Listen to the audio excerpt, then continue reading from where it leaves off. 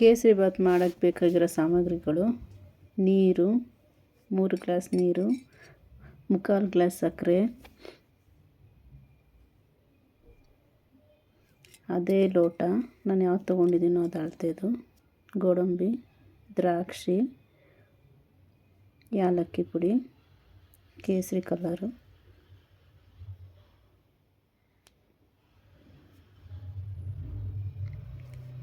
ರವೆ 1 ಗ್ಲಾಸ್ ರವೆ. ಚಿಕ್ಕ ಲೋಟದಲ್ಲಿ ಮಾಡ್ತಿದ್ದೀನಿ ನಾನು. ಒಂದು ಪ್ಯಾನಿಗೆ ಸ್ಟವ್ ಹಚ್ಕೊಂಡು ಒಂದು ಪ್ಯಾನಲ್ಲಿ ತುಪ್ಪ 2 ಸ್ಪೂನ್ ತುಪ್ಪ,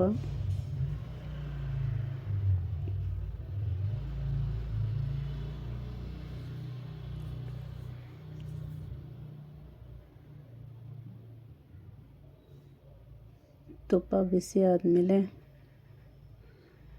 ಗೋಡಂಬಿ ಹಾಕಿ ಫ್ರೈ ಮಾಡಬೇಕು.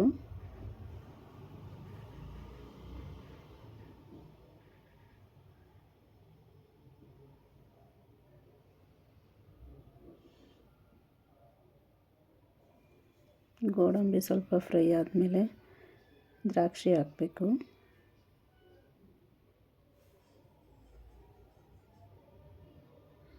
ದ್ರಾಕ್ಷಿ ಗೋಡಂಬಿ ಚೆನ್ನಾಗಿ ಫ್ರೈ ಮಾಡ್ಕೋಬೇಕು.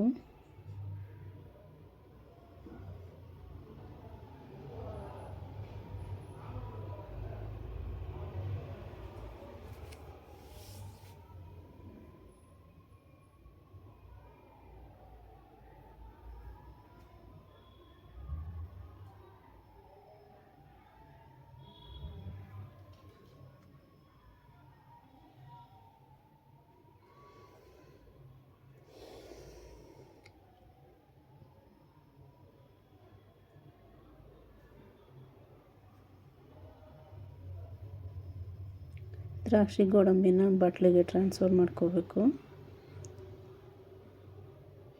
ಚೆನ್ನಾಗಿ ಫ್ರೈ ಆಗಿದೆ. ಈಗ ಅದೇ ಪ್ಯಾನಿಗೆ ಸಣ್ಣ ರವೆನ ಆ್ಯಡ್ ಮಾಡಬೇಕು. ಚೆನ್ನಾಗಿ ಫ್ರೈ ಮಾಡಬೇಕು.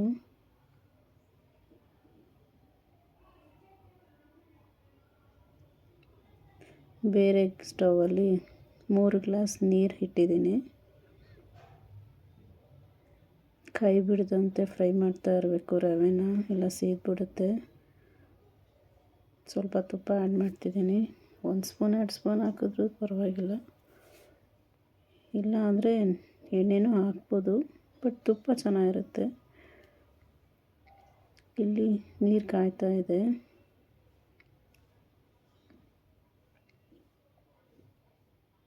ಕೇಸರಿ ಕಲರ್ ಆ್ಯಡ್ ಮಾಡ್ತಿದ್ದೀನಿ. ಸ್ವಲ್ಪ ಹಾಕಿ, ಜಾಸ್ತಿ ಬೇಡ. ನಾನು ಆ್ಯಕ್ಚುಲಿ ಮನೇಲಿ ಹಾಕಲ್ಲ, ವೀಡಿಯೋಗೋಸ್ಕರ ಹಾಕಿದ್ದೀನಿ ಅಷ್ಟೇ. ಈ ಹುರಿದಿಟ್ಟಿರೋ ರವೆನ ಸಣ್ಣದಾಗಿ ತಿರುಗಿಸ್ತಾ ಇರಬೇಕು, ನಿಧಾನವಾಗಿ ತಿರುಗಿಸ್ತಾ ಇರಬೇಕು.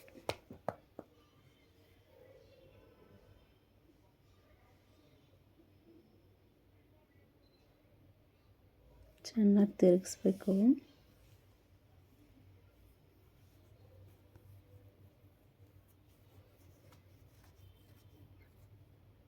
ಸ್ವಲ್ಪ ತುಪ್ಪ ಆ್ಯಡ್ ಮಾಡ್ತಿದ್ದೀನಿ.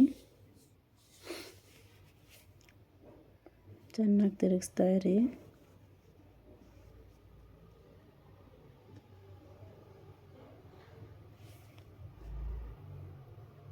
ರವೆ ಒಂದು ಸ್ವಲ್ಪ ಗಟ್ಟಿ ಆಗ್ತಾ ಬಂದಿದ ತಕ್ಷಣವೇ ಸಕ್ಕರೆನ ಹಾಕಿ. ನಾನು ಮುಕ್ಕಾಲು ಗ್ಲಾಸ್ ಹಾಕ್ತಿದ್ದೀನಿ. 1 ಗ್ಲಾಸ್ ಹಾಕ್ಬೋದು, ಜಾಸ್ತಿ ಸ್ವೀಟ್ ಇಷ್ಟಪಡೋರು.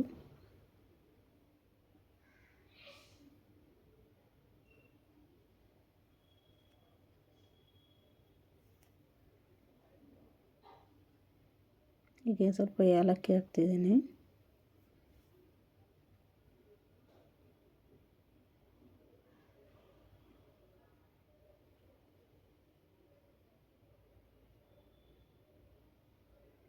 ಫ್ರೈ ಮಾಡ್ಕೊಂಡಿದ್ದ ದ್ರಾಕ್ಷಿ ಗೋಡಂಬಿನ ಕೇಸರಿ ಬಾತಿಗೆ ಹಾಕಿ ಚೆನ್ನಾಗಿ ಮಿಕ್ಸ್ ಮಾಡ್ತೀನಿ. ಇಷ್ಟೇ, ಕೇಸರಿ ಬಾತ್ ರೆಡಿ. ಏನು ಗಮ್ಮಂತ ಇದೆ ಗೊತ್ತಾ. ಇದು ಒಂದು ಬಾಟ್ಲಿಗೆ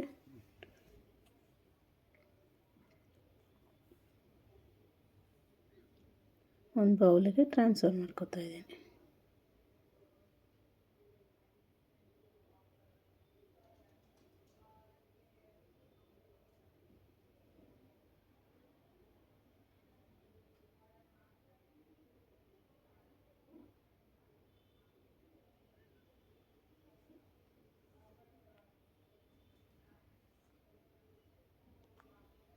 Thank you for watching. Bye.